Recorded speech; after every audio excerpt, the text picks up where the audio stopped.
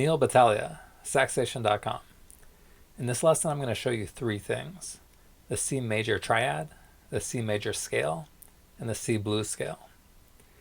Basically, all these things are kind of connected to each other in a way. The root note for all three is a C, so C is going to be your middle finger on the saxophone.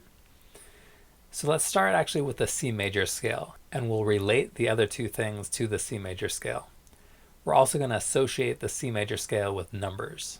So the first note is going to be the 1, the second note is going to be the 2, third note the 3, etc. The scale has 7 notes. So 1, 2, 3, 4, 5, 6, 7. We're going to use those to refer to the degree of the scale. Now let's take that scale and think about what the major triad is. If we start on C, that's going to be the root or the 1. We're going to skip the second note and go to the third note, which is an E. We're going to skip the fourth note and go to the fifth note. So basically we're using every third note of the scale. Between the C and the E, we have what's called a major third. It's the third note as if it's in a major scale. And then from the E to the G, that's actually a minor third. So I'm going to line up the notes of the scale vertically, and I'm going to put the numbers next to them. We saw that for the major triad, we're using the 1, the 3, and the 5. If you count it up in thirds again from the 5th, you get to the 7th. So the 1, the 3, the 5, and the 7 from the C major scale are going to be a C major 7th chord. Now to get from the C major scale to the C blues scale, we're going to focus on 3 notes. I think the C is basically given. The root is the name of the scale. If you play a C blues scale, you're going to have a C in it. If you have a C minor 7th chord, you're going to have a C in it. So basically I think the root is the easiest note to know already if you know what the chord is. Therefore, we're going to focus on 3 other notes. In the blues scale, you have 6 different notes. The first note is the root, but again, that's the name of the blues scale. The next note is going to be the minor third. So if you look at the major scale, we go to the third note, which is the E. If it's a minor third, you take that E, you go down a half step. So E to E flat. The next note that we're going to talk about is the fourth. The perfect fourth in the key of C is just the 4th note of the major scale. So C, D, E, F. F is the 4th note. And now we're going to think about the chromatic scale in terms of the movement for the next 2 notes above this one. So you have an F. From the F, you go up half step to an F sharp. You can think about it as an F sharp or a G flat.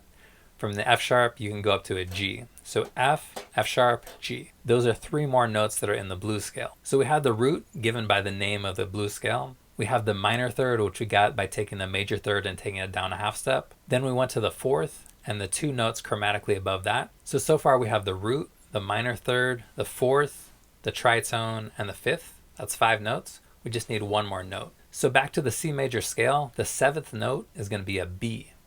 If the 7th note is a B for a major scale, that makes it a major 7th. To get from a major 7th to a minor 7th, we'll take it down a half step. So B down to B flat. So that's the 6th and final note of the blues scale. So we've got a major scale, there's 7 notes. You can connect them with numbers. You can use the same numbers to think about the chords that are associated with it. So in this case, a major 7th chord. And we can also use the same numbers to think about the blues scale. And with the blues scale, I would say an easy way to remember that is to focus on the minor third, the 4th, and 2 notes chromatically above it, and the minor 7th. The root is the root of the blues scale, which is the name of the blues scale. I remember at one point I was practicing blues scales, and you can kind of just memorize them as groups of notes. But when I saw this chromatic movement, that made it a lot easier for me to get the blues scales pretty quickly. And to recognize the sound of it will help you know if you're playing it correctly.